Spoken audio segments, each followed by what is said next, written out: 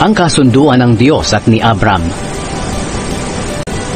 Pagkatapos noon, nagsalita ang Panginoon kay Abram sa pamamagitan ng isang pangitain. Sinabi niya, Abram, huwag kang matakot dahil ako ang magiging kalasag mo at gagantimpalaan kita. Pero sinabi ni Abram, O Panginoong Diyos, ano po ang halaga ng gantimpala niyo sa akin? Dahil hanggang ngayon ay wala pa po akong anak.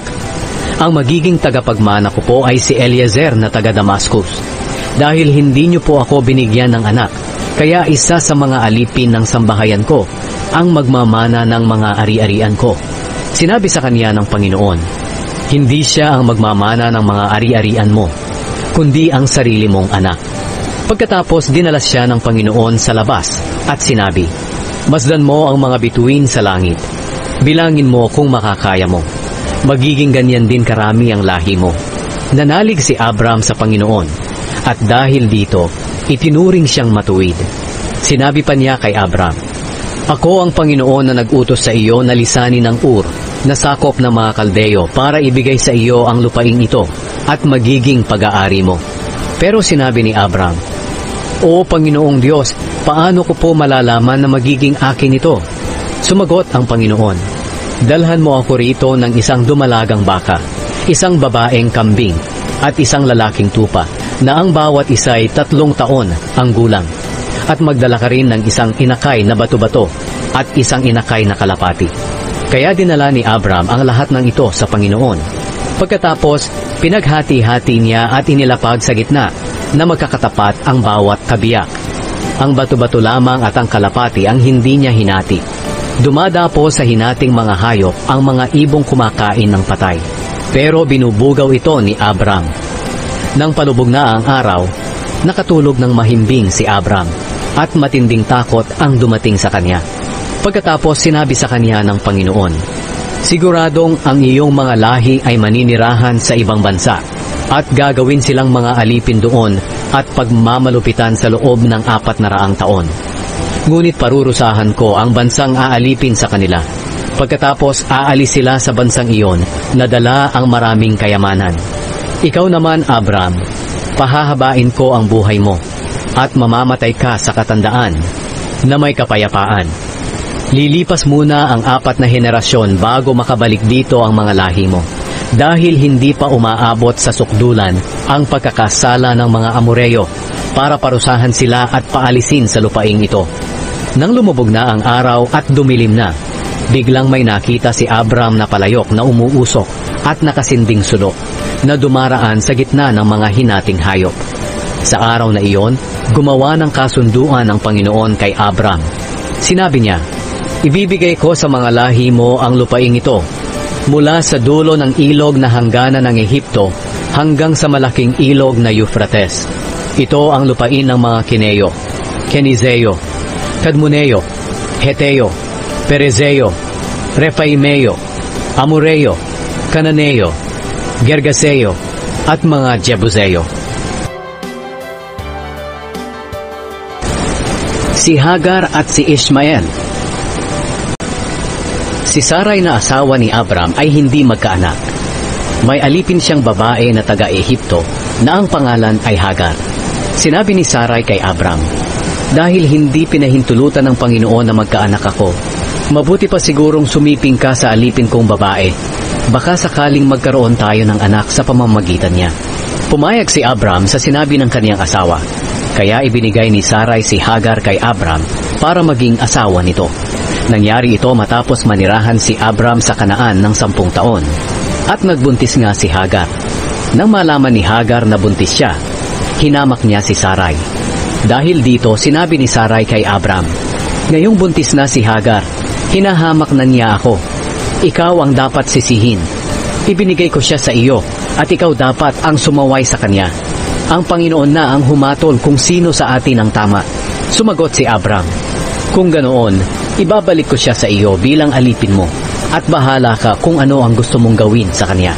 Simula noon, hindi naging maganda ang pakikitungo ni Sarai kay Hagar, kaya lumayas na lamang ito. Nakita si Hagar ng anghel ng Panginoon doon sa bukal ng tubig sa ilang. Ang bukal na ito ay malapit sa daan na papuntang Shur.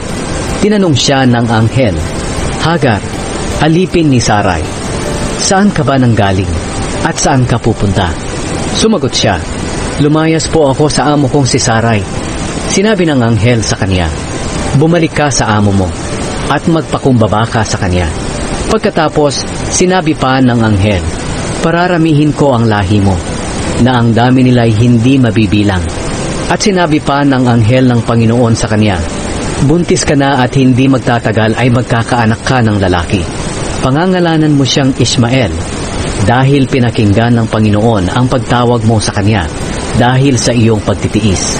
Pero ang anak mo ay mabubuhay na katulad ng isang asnong gubat. Kakalabanin niya ang lahat, at ang lahat ay lalaban sa kanya. Kahit ang mga kamag-anak niya ay lalaban sa kanya.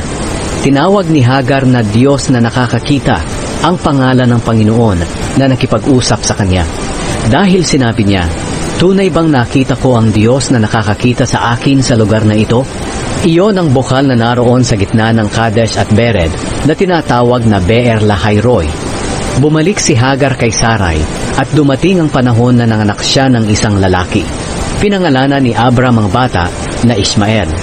Nasa 86 na taong gulang si Abram nang ipinanganak si Ismael. Ang pagtutuli ay tanda ng kasunduan. Nang 79 na taong gulang si Abram, nagpakita sa kanya ang Panginoon at sinabi, Ako ang Diyos na makapangyarihan. Palagi kang maging matapat sa akin at mamuhay ng matuwid. Tutuparin ko ang kasunduan ko sa iyo. Pararamihin ko ang mga lahi mo. Nang marinig ito ni Abram, nagpatira pa siya bilang paggalang sa Diyos. Sinabi ng Diyos sa kanya, Saganang akin, ito ang kasunduan ko sa iyo. Magiging ama ka ng maraming bansa. Mula ngayon, hindi na Abram ang itatawag sa iyo, kundi Abraham, dahil gagawin kitang ama ng maraming bansa. Pararamihin ko ang mga lahi mo, at magtatayo sila ng mga bansa, at ang iba sa kanila ay magiging hari. Tutuparin ko ang kasunduan ko sa iyo, at sa mga lahi mo sa susunod mo pang mga henerasyon, na patuloy akong magiging Diyos ninyo. Ang kasunduang ito ay magpapatuloy magpakailanman. Mga dayuhan lamang kayo ngayon sa lupain ng Kanaan, pero ibibigay ko ang buong lupain ito sa iyo at sa mga lahi mo. Magiging inyo na ito magpakailanman, at patuloy akong magiging Diyos ninyo. Sinabi pa niya kay Abraham, ingatan mo ang kasunduan nating ito, at ganoon din ang dapat gawin ng mga lahi mo sa susunod pang mga henerasyon. At tungkol sa kasunduang ito, dapat ninyong tuliin ang lahat ng lalaki. Ito ang magiging palatandaan ng kasunduan ko sa inyo. Mula ngayon hanggang sa susunod pang mga henerasyon, ang lahat ng lalaking ipapanganak ay dapat tuliin pagsapit ng 8 araw mula ng isilang ito. Tuliin din ninyo ang mga aliping lalaki na isinilang sa tahanan ninyo, at pati ang mga aliping binili ninyo sa mga taga-ibang lugar. Ito ang palatandaan sa katawan ninyo na magpapatunay na ang kasunduan ko sa inyo ay magpapatuloy hanggang wakas. Ang sinumang lalaki sa inyo na tumangging magpatuli ay huwag ninyong ituring na kababayan, dahil binaliwala niya ang kasunduan ko. Sinabi pa ng Diyos kay Abraham, tungkol naman sa asawa mong si Sarai, hindi mo na siya tatawaging Sarai, kundi mula ngayon ay Sara na ang itatawag mo sa kanya. Pagpapalain ko siya at bibigyan kita ng anak sa pamamagitan niya. Magiging ina siya ng maraming bansa, at ang iba niyang mga lahi ay magiging hari. Nang marinig ito ni Abraham, nagpatira pa siya bilang paggalang sa Diyos, pero tumawa siya sa kanyang narinig. Sinabi niya sa kanyang sarili, magkakaanak pa ba ako na nasa 100 taong gulang na? At si Sara, mabubuntis pa kaya siya na nasa 90 taong gulang na? Sinabi niya sa Diyos, kung ganoon po ang mangyayari, naway pagpalain niyo rin po ang anak kong si Ismael. Sumagot ang Diyos, ang totoo ay ito, ang asawa mong si Sara ay manganganak ng lalaki, at papangalanan mo siyang Isaac. Sa kanya ko ipagpapatuloy ang kasunduan ko sa iyo, at magpapatuloy ang kasunduang ito sa mga lahi niya magpakailanman. Tungkol naman kay Ismael, narinig ko ang kahilingan mo para sa kanya. Pagpapalain ko siya, at bibigyan ng maraming lahi. Magiging ama siya ng 12 pinuno, at ang mga lahi niya ay magiging mga tanyag na tao. Kaya lang, ang kasunduan ko sa iyo ay tutuparin ko lang kay Isaac at sa mga lahi niya. Ipapanganak ni Sarah si Isaac sa ganito ring panahon sa susunod na taon. Umalis ang Diyos pagkatapos niyang sabihin kay Abraham ang mga ito. Sa mismong araw na iyon, tinupad ni Abraham ang iniutos sa kanya ng Diyos. Tinuli niya ang anak niyang si Ismael at ang lahat ng lalaki sa kanyang sambahayan. Ang mga aliping isinilang sa tahanan niya at ang mga aliping binili niya. Si Abraham ay 99 na taong gulang nang tuliin siya. At si Ismael naman ay 13 taong gulang na. Sa mismong araw na iyon na nag-utos ang Diyos na ang lahat ng lalaki ay dapat tuliin, nagpatuli si Abraham at si Ismael, pati ang lahat ng alipin ni Abraham na isinilang sa sambahayan niya, at ang mga alipin na binili niya sa mga taga-ibang lugar. Ang tatlong panauhin ni Abraham.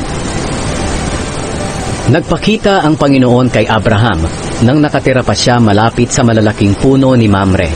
Mainit ang araw noon at si Abraham ay nakaupo sa pintuan ng kanyang tolda.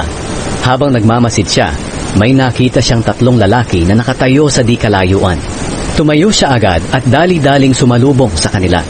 Yumukod siya sa kanila bilang paggalang at sinabi, "Panginoon, kung maaari, dumaan po muna kayo rito sa amin. Magpapakuha po ako ng tubig para makapaghugas kayo ng mga paa ninyo at makapagpahinga sa lilim ng punong kahoy na ito.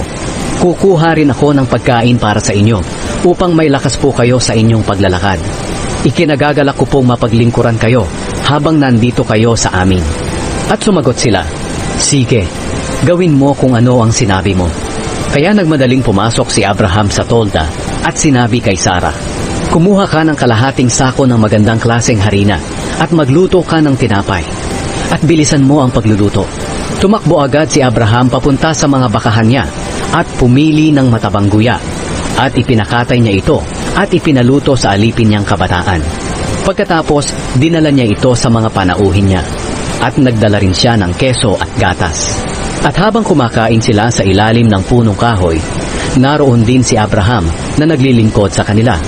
Ngayon, nagtanong ang mga panauhin kay Abraham, "Nasaan ang asawa mong si Sarah?" Sumagot siya, "Naroon po sa loob ng tolda." Ang isa sa mga panauhin ay nagsabi, "Tiyak na babalik ako rito sa ganito ring panahon, sa susunod na taon, at magkakaroon ng anak na lalaki ang asawa mong si Sarah." Nakikinig pala si Sarah sa pintuan ng tolda na nasa likod lamang ni Abraham. Matanda na silang dalawa ni Abraham at huminto na nga ang buwan ng dalaw ni Sarah. Tumawa si Sarah sa kanyang sarili at nag-isip-isip, "Sa katandaan kong ito, masisiyahan pa ba akong sumipig sa asawa ko na matanda na rin para magkaanak kami?" Nagtanong agad ang Panginoon kay Abraham, "Bakit tumatawa si Sarah at sinasabi, 'Magkakaanak pa ba ako ngayong matanda na ako?' May bagay ba na hindi magagawa ng Panginoon? Tulad ng sinabi ko, babalik ako rito sa ganito ring panahon sa susunod na taon at magkakaroon ng anak na lalaki si Sarah." Natakot si Sarah, kaya nagsinungaling siya. Sinabi niya, "Hindi po ako tumawa." Pero sinabi ng Panginoon, "Tumawa ka talaga." Maraming salamat mga ka-kindness. Don't forget to like, comment and subscribe to my channel. Hanggang sa muli, My Kindness TV.